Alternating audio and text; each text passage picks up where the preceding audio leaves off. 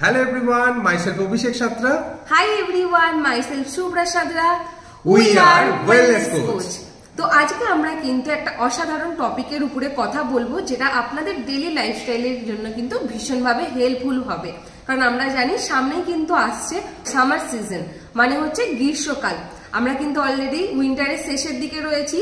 গরমকাল মানে আমরা বুঝি যে আমাদের প্রচন্ড ঘাম হওয়া শরীর থেকে, এবং আমাদের জল মেন কতটা দরকার এই সামারেতে, সেটাই কিন্তু আজকে আমরা শুনবো। কারণ আমরা অনেকেই কিন্তু এটা বুঝতে পারি না যে কার জন্য কতটা ডেইলি বেসিসে জলের প্রয়োজন আছে। আমরা জাস্ট ভাবি যে জল খেতে ইচ্ছা করছে, খেয়ে নেব, কিন্তু আমাদেরকে জানতে হবে জল অ্যাকচুয়ালি আমাদের শরীরে কতটা ভূমিকা পালন করে। কারণ জল আমরা জীবন, এটা কিন্তু ছোট থেকেই পড়ে এসেছি, জেনে এসেছি। তাহলে আমাদেরকে কিন্তু এটার ব্যাপারেও জানতে হবে কেন আমরা জল ডেইলি বেসিসে একটা পরিমাণে খাবো। আমাদের ওজনের উপরে কিন্তু ভিত্তি করে আমাদের কার জন্য কতটা ওয়েট ওয়াইজ জল আমাদের ডেইলি বেসিসে লাগবে। তো আজকে কিন্তু আমরা সেই টপিকের উপরে কথা বলবো, এবং আমাদের কিন্তু ডেইলি বেসিসে জলের কতটা গুরুত্ব, সেই গুরুত্বটা কিন্তু আজকে আমরা বুঝবো। কারণ আমরা যদি জলের গুরুত্ব বা ভূমিকাটা যদি না বুঝি, আমাদের দৈনন্দিন জীবনে আমাদের নর্মালি আমাদের শরীরকে ভালো রাখতে যদি চাই, তো ডেফিনেটলি আমাদের কিন্তু জলের গুরুত্বটা বোঝাটা দরকার। কারণ জল সারাদিনে আমাদের কতটা পরিমাণ লাগবে, জল কি কারণে খাবো, কতটা পরিমাণে খাবো, এবং জল কি কি আমাদের শরীরে কাজ করে, সেটা নিয়ে কিন্তু আজকে আলোচনা করব। তো আমাদের শরীরেতে আমরা যতটাই জল খাই না কেন, কম বেশি কেউ অনেকেই কম বেশি খাই। তো আমরা ডেইলি বেসিসে আমাদের শরীরে জল কিন্তু দরকার প্রতিদিন। তো কতটা পরিমাণ দরকার সেটা নিয়ে তো আমি অবশ্যই আসছি, এবং তার আগে আমাদের জানতে হবে আমাদের শরীরের 70% কিন্তু হচ্ছে ওয়াটার। তো আমাদের শরীরের জলের ভূমিকা তার মানে বুঝতে পারছি।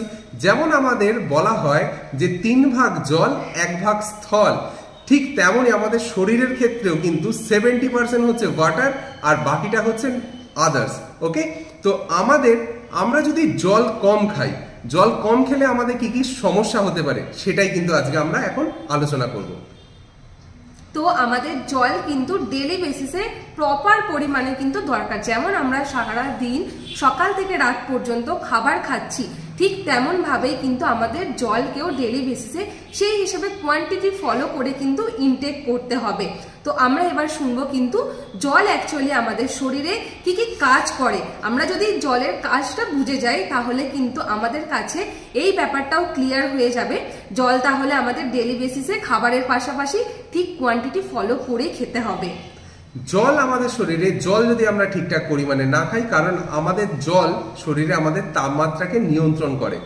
আমরা যে খাবার খাচ্ছি না কেন, সেই খাবারকে ডাইজেস্ট করাতেও হেল্প করে, এবং আমাদের শরীরকে কুল ডাউন রাখতেও হেল্প করে। কারণ আমরা অনেক সময়তে গরমেতে আমরা উত্তপ্ত হয়ে যায়, আমাদের কষ্ট হয়, বাট আমাদের বডি সেই তাপমাত্রাকে নিয়ন্ত্রণ করার জন্য কিন্তু জলের কিন্তু গুরুত্ব অনেকটা। তো তার সাথে আমরা অনেকেই কিন্তু কম বেশি আমাদের ফ্যামিলিতেই দেখতে পাই, বা আমরা নিজেরাও হয়তো অনেকেই ফেস করি যে একটু হয়তো রিচ খাওয়া দাওয়া করার পরে ভীষণ গলা জ্বালা, বুক জ্বালা বা অনেক রকম কিন্তু সমস্যা ডাইজেশনের আমরা ফেস করি। আমরা কি এটা বুঝি?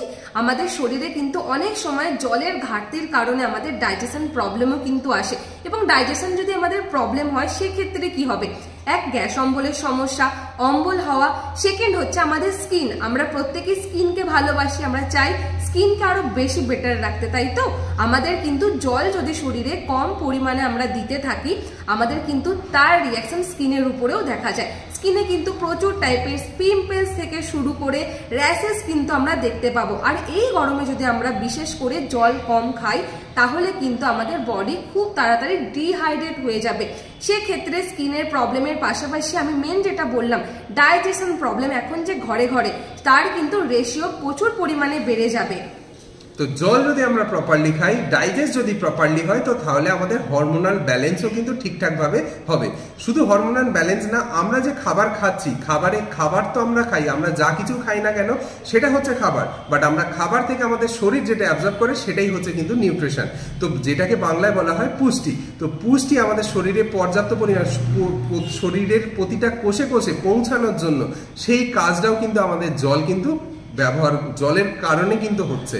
এবং জল যদি আমরা সঠিক পরিমাণে খাই, আমাদের কিডনিও কিন্তু খুব ভালো থাকবে, আমাদের রক্তের ফিল্টারেশনও খুব ভালো হবে, আমাদের রক্ত এবার আমাদের শরীরের একটা মেন জিনিস হচ্ছে রক্ত, ব্লাড।